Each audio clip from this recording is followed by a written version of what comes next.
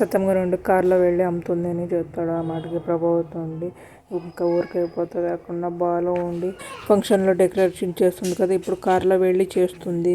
ఒక మెట్టు ఎక్కితే ప్రపంచం అంతా మీనా ఏంటో అని తెలుస్తుంది కార్లో వెళ్ళి అని చెప్తాడు. ఆ మాటకి రవి ఉండి సూపర్గా చెప్పేవన్నయ్య అని చెప్తుంటాడు. ఆ మాటకి బాలో ఉండి రవి వైపు చూస్తే నవ్వుతూ ఉంటాడు. అక్కడ సత్యం గారు ఉండి కోడలు ఫస్ట్గా సైకిల్ నేర్చుకునింది, ఆమెకి స్కూటీ తోలుతూ ఉంది, ఆమెకి ఇప్పుడు కారు కూడా నేర్చుకొని తోలుతుంది.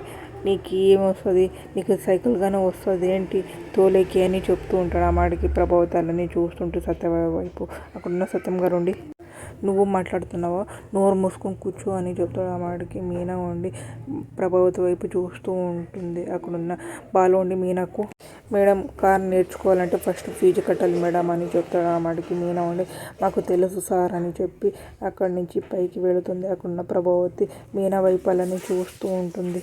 మీనా కిందకి దిగి వచ్చి చెక్కు తీసుకుని వచ్చింటుంది. అక్కడున్న బాలు పక్క వెళ్ళి నిలబడి ఇప్పుడు నాకు చెక్ ఉంది, ఇప్పుడు నేను చెక్కు రాసిస్తానని చెప్తాడు. ఆ మాటకి ప్రభావతి ఉండి అబ్బో పుల్ల చిల్లర ఇచ్చేది ఇప్పుడు చెక్కు ఇస్తున్నాడు మరవత సరి అని చెప్తాను. ఆ మాటకి మీనా ఉండి నేనేమైనా బిల్లా కొందామని 30 లక్షలు మింగి కూర్చోలేదు అని చెప్తుంది. ఆ మాటకి రోహిణి నుండి ఒక్కసారి షాక్ అవుతుంది. మీకు ఇష్టమైతే లైక్ చేయండి, సబ్స్క్రైబ్ చేయండి, కామెంట్ చేయండి, షేర్ చేయండి. Thank you.